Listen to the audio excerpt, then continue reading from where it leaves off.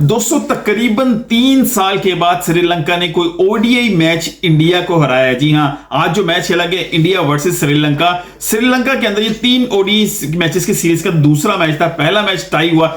इस मैच के अंदर श्रीलंका ने टॉस जीत के पहले बैटिंग का फैसला किया। मजे की बात यह थी कि कन्विंसिंगली श्रीलंका ने मैच हराया इंडिया को। स्टार्ट के अंदर जिसका स्टार्ट हुआ, क्योंकि टॉस जीत के पहले बैटिंग का फैसला किया श्रीलंका ने, पहली ही बॉल पे मोहम्मद सिराज ने जिस तरह विकेट ली, श्रीलंका का टेम्परामेंट डाउन होना चाहिए था, लेकिन उन्होंने बड़ा कंपोज किया। फिर दूसरी विकेट की शराकतदारी मिली, लेकिन ओवरऑल अगर देखें तो 133 के बाद जाके उनके 5 आउट हो गए थे। कहानी यहां से दूसरी नंबर पे स्टार्ट होती है। एक तो पहली विकेट गिरने के बाद सिचुएशन थी, उसको हैंडल किया दोनों वन डाउन ने और ओपनर जो दूसरे आए थे, और इन दोनों ने कंटिन्यू किया। 79 रन के ऊपर आकर दूसरी विकेट गिरी। वहां से लेकर 133 तक 5 विकेट टोटल गिर चुकी थी श्रीलंका की। यहां पर काम आया लेट मिडिल ऑर्डर और लोअर ऑर्डर। याद रखिएगा दोनों मैचेस के अंदर जो पहला match India versus Sri Lanka tie हुआ, उसमें भी श्रीलंका के लोअर मिडिल ऑर्डर और जो लोअर ऑर्डर था उसने बड़ा जबरदस्त परफॉर्म किया था, और तब भी इंडिया श्रीलंका को एक अच्छी हद तक लेके गया। और आज भी यही हुआ, उनके लोअर मिडिल ऑर्डर और लोअर ऑर्डर ने मिलकर इस टोटल को 132 135 से लेकर 240 तक लेके गए। सिर्फ वेला लगे फिर आज बड़ी जबरदस्त 39 रन की इनिंग खेली। मेंडिस ने बड़ी जबरदस्त आज इनिंग खेली। तो ओवरऑल एक अच्छा टोटल से इंडिया के सामने खड़ा था। अब फिर पहले ही मैच की तरह फिर इंडिया को जबरदस्त स्टार्ट मिला। पहले मैच के अंदर तो इंडिया को तकरीबन 79 रन की पार्टनरशिप मिली थी पहले दोनों ओपनर्स की तरफ से, लेकिन इस दफा 97 रन की पार्टनरशिप मिली इंडिया को, यानी कि 240 में 97 निकल जाए। 143 का टारगेट, 143 मोर रन चाहिए थे, यानी कि 9 विकेटें बाकी थी।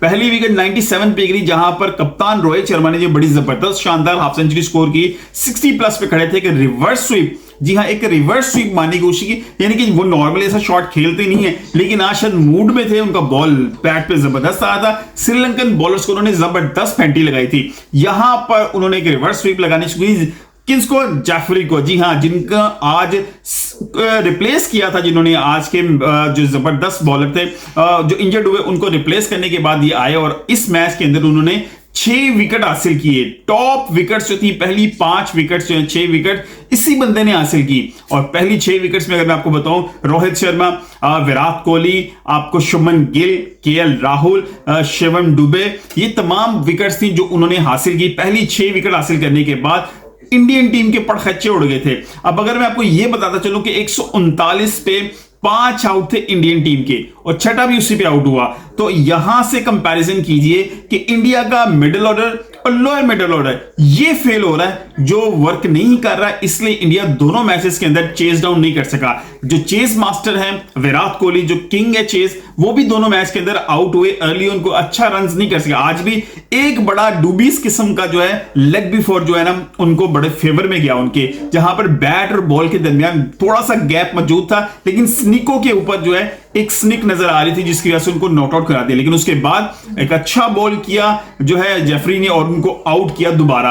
लेग बिफोर था, वो भी गुगली हुआ। अब मसला ये था कि वो जो लेग ब्रेकर जेफरी थे, जिन्होंने आज बड़ी जबरदस्त 6 विकेट हासिल की हैं, उन्होंने वो जो बॉल भी कर रहे थे, उनका जो गुगली बॉल था वो रीड नहीं हो रहा था किसी से। उनके हाथ की ट्रेजेक्टरी जो थी वो प्रॉपर बड़ी जबरदस्त लग रही थी, जिसमें उनकी गुगली रीड नहीं हो रही थी प्रॉपर। और शिवम दुबे को जिस तरह का बॉल लाके लेग स्पिन हुआ, बड़ा तेजी से अंदर आया और अच्छा खासा स्पिन हुआ, तो शिवम दुबे 0 पे आउट हुए। तो ओवरऑल बड़ी जबरदस्त थी।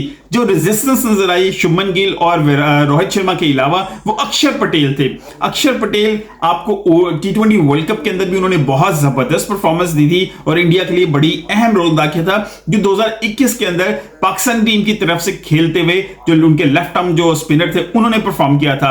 और ये इस तरह अक्षर पटेल बड़ी जबरदस्त इनिंग खेली, लेकिन वो फिर इस दफा फिर इंडिया को ओवर द लाइन नहीं लेके जा सके, क्योंकि इंडिया का middle order, lower middle order और जो लोअर ऑर्डर है, उनमें से कहीं से भी आपको रन्स नहीं मिले। इस वजह से इंडिया चेस डाउन नहीं कर सका। 240 का जो टारगेट मौजूद था इंडिया के लिए, यहां पर बड़ा एक सबक मौजूद है कि आपका अगर टॉप ऑर्डर परफॉर्म कर रहा है तो मिडिल ऑर्डर बड़ा सीरियस कंसर्न पैदा हो गया कि दोनों मैचेस के अंदर फेल हो गया है। Middle order, lower middle order और लोअर ऑर्डर, तीनों जगहों से रन्स ना आना सीरियस कंसर्न सा फील हो रहा है इस सीरीज के अंदर, क्योंकि यहां पर श्रीलंका अपने अंदर मुल्क के अंदर मौजूद है और यहां पर स्पिनर्स के खिलाफ बहुत जबरदस्त खेलती है जो है इंडियन टीम। लेकिन इस दफा वो स्पिनर ही उनके ऊपर हावी है। पिछले मैच के भी आपने देखा हसरंगा थे और निशंका थे, उन्होंने बड़ी जबरदस्त बॉलिंग, असलंका थे उन्होंने बड़ी जबरदस्त बॉलिंग की थी। एंड पे असलंका ने 2 डायरेक्ट बॉलों पे 2 जो है आउट करके मैच को टाई किया था। और यहां पर भी जेफरी ने 6 विकेट हासिल किए थे। उसके बाद जो 3 विकेट थे वो असलंका ने, यानी कप्तान जो असलंका उन्होंने विकेट हासिल किए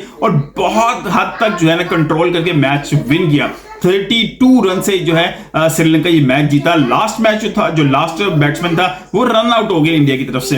तो ओवरऑल सीम्स लाइक कि श्रीलंका छोटी छोटी पार्टनरशिप्स के अंदर इस मैच के अंदर चल रहा है। पिछले मैच में भी बहुत बड़े रन्स नजर नहीं है, छोटी छोटी पार्टनरशिप्स चल रही थी और वो ओवर द लाइन लेके गई, एक अच्छे टोटल तक लेके गई। लेकिन इंडिया की तरफ से ओपनिंग स्टैंड अच्छा परफॉर्म कर रहा है, लेकिन उसके बाद कोई अच्छी खासी परफॉर्मेंसेस नजर नहीं आ रही, एक्सेप्ट अक्षर पटेल जिन्होंने पिछले मैच में भी अच्छा परफॉर्म किया, लेकिन इस मैच में भी अच्छा परफॉर्म करने के बावजूद इंडियन टीम को ओवर द लाइन नहीं लेके जा सकी। तो अभी तीसरा मैच बाकी है।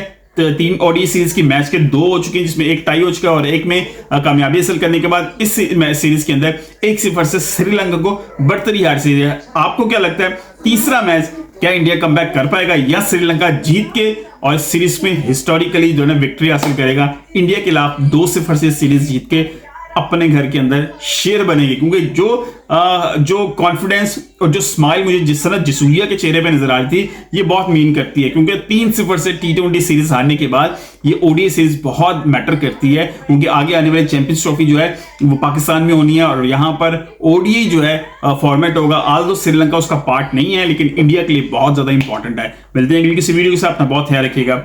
अल्लाह हाफिज।